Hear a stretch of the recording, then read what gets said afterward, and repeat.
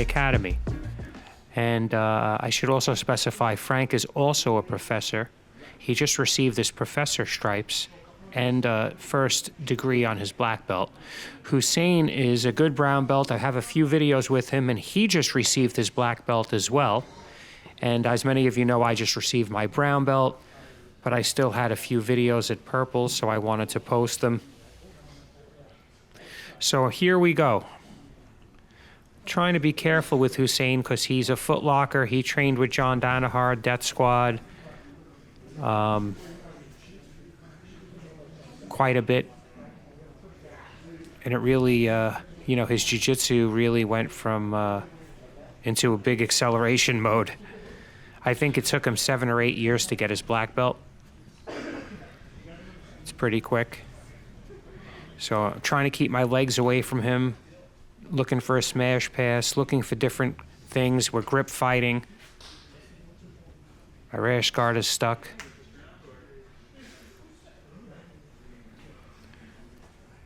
I'm just trying to be cautious because once I stand up, he takes the leg. So here he's looking to pass. He also has good leg attacks from the top, pretty much from anywhere. I'm looking to establish a guard. I'm starting to climb him. I was where I wanted to be, and then he fell back for a footlock. So I crossed my legs. I'm looking to defend. It's really hard, especially in the gi.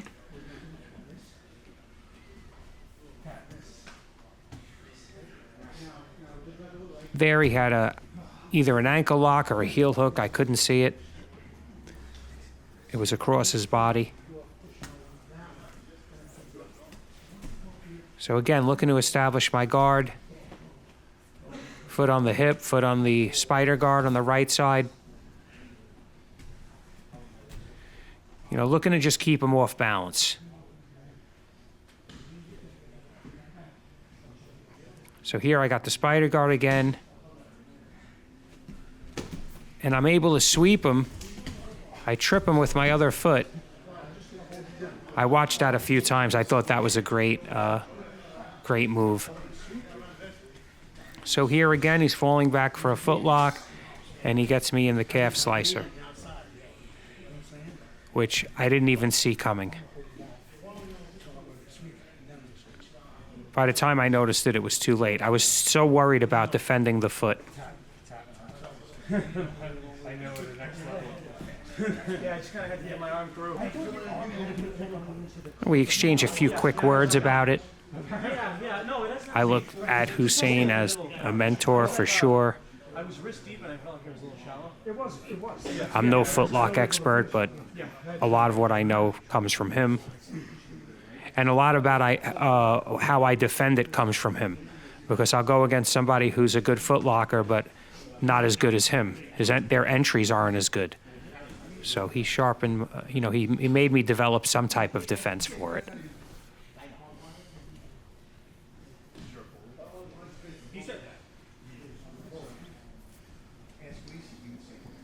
So now he's in my half guard. He stood up and I pushed him away.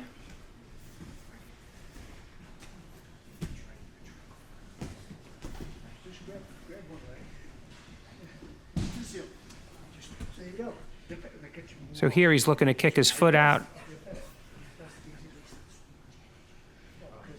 I'm looking to pull his left arm in front of me, but he's defending. And I'm losing that fight. He was able to make space, so I tried to sweep in under him, and now he's going back to freeing the foot. I could hold on there, but it's pretty much futile. Now he's in the north-south. He's trying to set up some type of arm bar, or at least that's what I think. So I flattened. Now I'm trying to sit up, but my elbows are tucked. He might be trying to set up an Americana there. I always just try to sit up. Many times, if you're confused about how to escape, just try to sit up. Plus, it makes him work. You know, even though he's on top, or even though anybody's on top, I'm always squirming, I'm always shifting my weight, looking to squirm out, and that creates work for them. So there I got him in my north-south triangle. I'm starting to develop a sweep from there. But there's some nuances that I need to learn still. So now he's looking to set up the north-south choke. I'm defending, I'm turning into it. I'm lifting on the arm. He was squeezing on my head. And that ends the round. Always very thankful to roll with Hussein. Now this round is with Frank, or as I call him, Frank the Tank. He just got his professor stripes and 1 tip. He's been teaching for over 3 or 4 years already at black belt. He also teaches the kids class.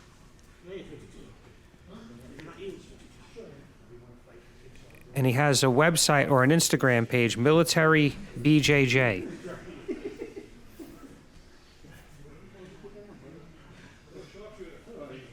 So here we're getting into some grip fighting. He's super strong. So I'm going to what I like, spider guard on that right arm, looking to off balance him. I have my left foot on his hip, but I'm pulling with my hand grips. So it creates a push-pull.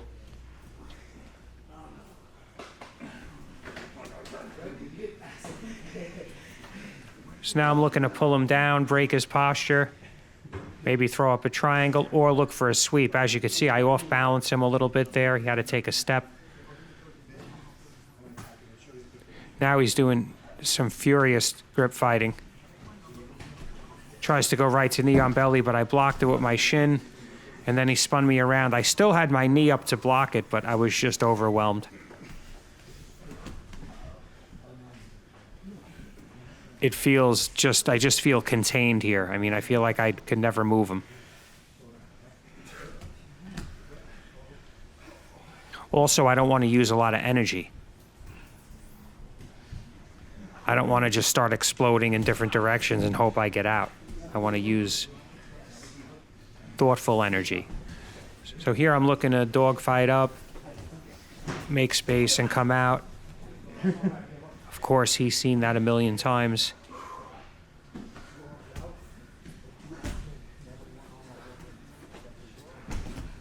And he jumped to the other side.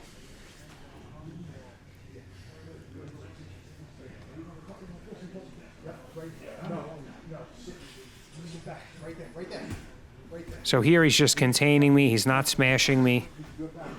He's kind of being reactionary. So I'll make a move and then he makes a move.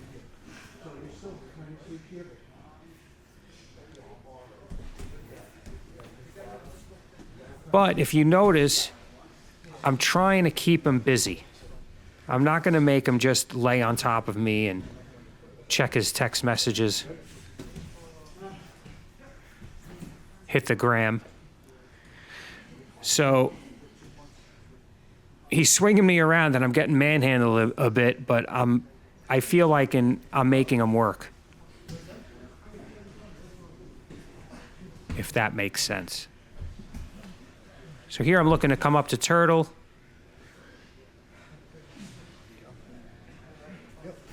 He's looking to contain, possibly get his hooks in, roll me over. Yep, roll me over. He's looking for my collar. I know what he wants, but he's so strong I couldn't fight his hand. See, I have my gi in one hand. I'm defending. Here I'm looking to knock that hook off and sink deeper so that way the choke is a little bit further away. But he pulled me back on top of him with the underhook, and now he's grabbing my collar. Or he's trying to. And as I said before, I just couldn't stop the strength of the grip fighting. So there he got the collar, and he's lifting my left leg with his left leg. and pulling me into the choke. Now, if you watched a video I made recently with Jen, I did the same thing to her, and this is where I learned it.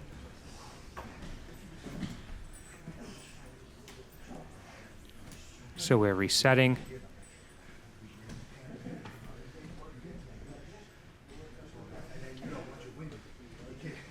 He's playing guard. I haven't rolled with him enough times to know what he likes or what he prefers, which makes it even harder. Here I thank him for being more reactionary with that roll and not so aggressive, and to let me think just a little bit longer than normal to come up with a solution to whatever he's doing. So I really appreciated that.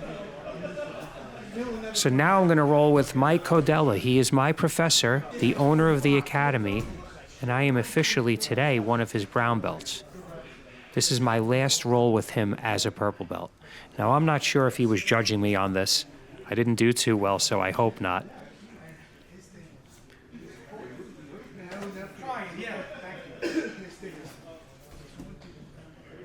I felt for this roll like we both had more of a relaxed vibe. I'm not sure if he would agree with me, but that's how I felt. More of a technique-driven, subtle, for me, defensive roll.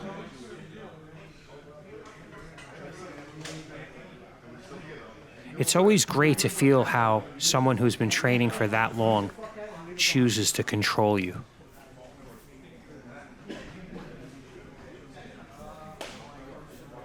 And it's even better when you have it on video, because now I can analyze it a million times and think about all the efficiency that's there. There he has my gi and the underhook with his right hand. I just noticed that for the first time.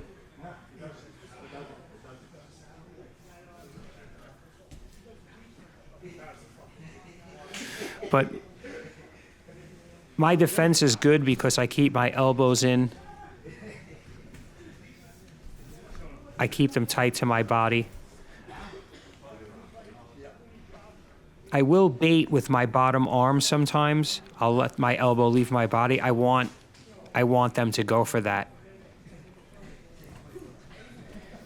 At which point I try to dogfight or something to that extent. So there I made my, what I like to call an A-frame, and pushed it under his chin to try to make space.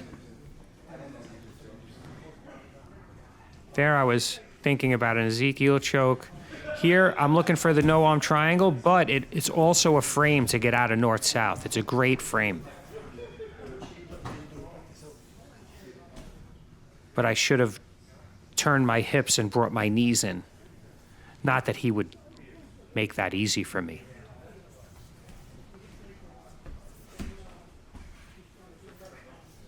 So here I'm trying to come up on a single.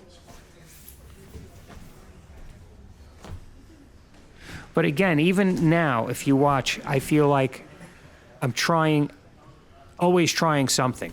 Not in a big, explosive, crazy way, but just in a controlled, calculated way that makes my opponent work. Because if you let somebody sit still on top of you, they're just going to gain back everything they have, and then they're going to use it to submit you. But if you keep squirming, it wears them out. And I know it wears me out when I'm on top.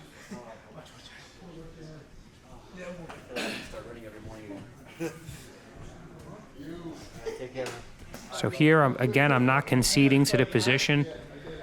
I'm trying to get out carefully, because he has so many weapons. He has so many tools in his toolbox. If I reach or I turn a certain way in a big movement, chances are he'll submit me. So here he has my right arm pinned, but I'm trying to come up on the single still. We've gone in circles a few times already.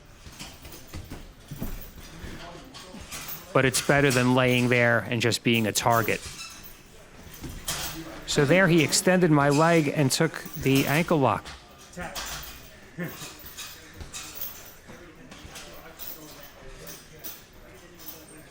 Again, I know that's the big hole in my game, and I'm trying to fill it. These videos definitely help. And training at this academy helps. So there he just shucked my leg by, past my guard. He likes that underhook.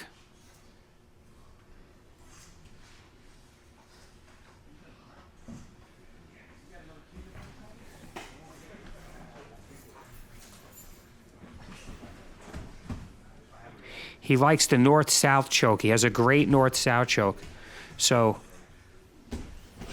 if you defend your arms too much and you keep your elbows tucked in, he'll just switch to attacking the choke because it leaves the head and neck open. He's probably thinking about it right now. But I'm using my hips to spin and bring my knee back in and regain my guard, hopefully.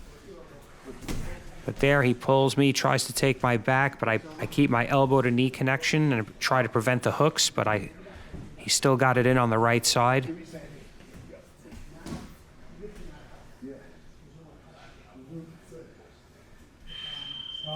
And that ends the round. So I hope you guys enjoyed this triple video, this triple round with 3 great jiu-jitsu players, not including myself. I'm a mediocre at best. So if you find value from this content,